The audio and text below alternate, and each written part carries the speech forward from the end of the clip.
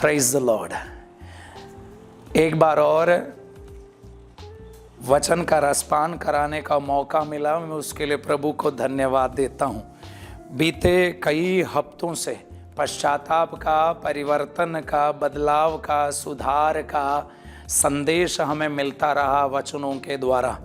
लेकिन आज के दिन ईसायास के ग्रंथ के द्वारा, फिलिपियों के पत्र के द्वारा, यूहन्ना के सुसमाचार के द्वारा हमें एक और गहरा संदेश मिल जाता है। ईसायास का ग्रंथ चैप्टर 43 वचन 18 और 19 में लिखा हुआ है, पिछली बातें भुला दो, पुरानी बातें जाने दो, मैं एक नया कार्य करने जा रहा हूँ। हमारा एक ऐसा ईश्वर है जो हमें कभी परेशान करना नहीं चाहता है और पुरानी बातों पर सवाल कर करके वो हमें किसी भी तरह दुखी करना भी नहीं चाहते हैं। यही कारण है मिक्का के ग्रंथ अध्याय 7 वचन 19 में लिखा हुआ है, वो हम पर फिर दया करेगा और हमारे अपराधों को पैरों तले रौंद देगा और गहरे समुद्र में फेंक देगा।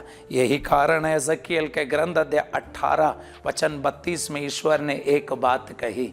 उन्होंने कहा, मैं पापी की मृत्यु से प्रसन्न नहीं होता, इसलिए मेरे पास लौट कर आओ और जीते रहो। प्रभु चाहते हैं हम गुनाहों की राह छोड़ें, गुनाहों की आदतें छोड़ें और वापस उनके पास आए।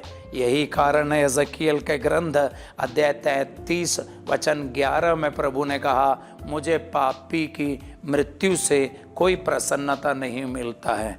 मेरे अपने लोगों, जिस यीशु को मैंने सुसमाचार में देखा है, वो यीशु पापियों के साथ बड़ा अच्छा पेश आता है और जिस तरह वो पापियों के साथ पेश आता है वो देख के बड़ा सुकून हमें मिलता है।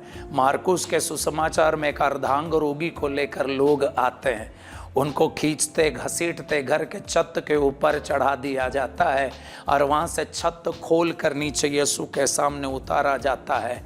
और उस व्यक्ति को देखकर मार्कुस का सुसमाचार अध्याय 2 वचन 5 में यीशु कहते हैं, बेटा तुम्हारे पाप क्षमा हो गए हैं। और लूकस का सुसमाचार अध्याय 7 में एक औरत का किस्सा हमें मिलता है।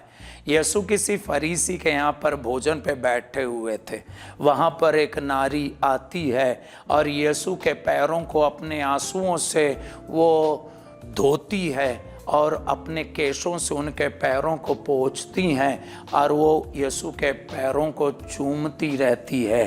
अध्याय 7 वचन 48 में यीशु उस औरत से कहते हैं, तुम्हारे पाप क्षमा हो गए हैं। यूहन्ना का सुसमाचार अध्याय 8 वचन 1 से लेकर 11 तक अगर आप पढ़ें तो वहाँ पर एक और नारी का किस्सा हमें देखने को मिलता है। एक औरत जो व्यभिचार में पकड़ी गई थी, उन्हें लेकर फरीसी और शास्त्री यीशु के पास आते हैं और वे कहते हैं, संहिता में मूसा ने हमें बताया है ऐसी नारियों को पत्थरों से मार डालना चाहिए। गुरुवर आप कहिए हमें क्या करना होगा। तो वहाँ पर यूहन्ना का सुसमाचार अध्याय 8 वचन 7 में यीशु ने उनसे कहा, तुम में यदि कोई निष्पाप है वो सबसे पहले इसे पत्थर मारे।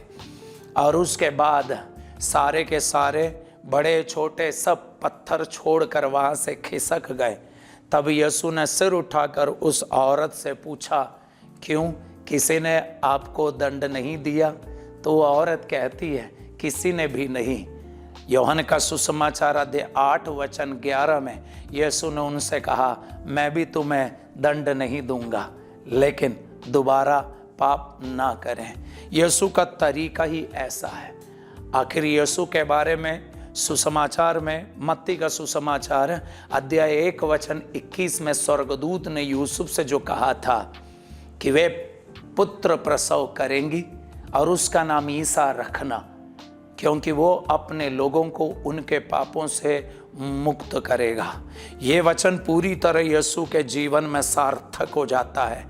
जितने भी पापियों से उनकी मुलाकात हुई, सारे पापियों के साथ वो ऐसे पेश आए, वो किस्सा देखकर हमें बड़ा सुकून मिलता है। इसी यीशु को जानने के बाद फिलिपियों का पत्र अध्याय 3 वचन 8 में पौलुस कहता है, यीशु मसीह को जानना मैं सर्वश्रेष्ठ लाभ मानता हूँ और उनको जानने की तुलना में बाकी सब मेरे लिए कूड़े के बराबर है।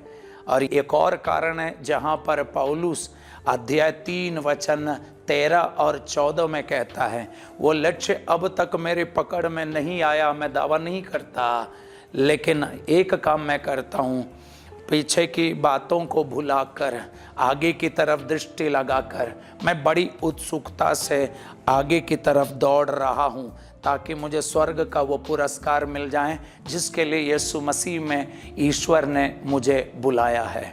इसलिए मेरे अपने लोगों, ये पुरानी आदतें, पाप के पुरानी बातें हम पीछे छोड़ देते हैं, क्योंकि प्रभु स्वयं ये नहीं चाहता है कि हम वो पापों की बातें याद करें। वो हमारे पाप के खाते को रद्द करता है, हमारे पापों को हमेशा के लिए माफ़ कर देते हैं। वो चाहते हैं हम एक नई जिंदगी शुरू करें। स्तोत्र ग्रंथ अध्याय 32 वचन 1 में एक बात लिखी हुई है, धन्य है वो मनुष्य जिसका अपराध क्षमा हुआ और जिसके पाप मिटा दिए गए।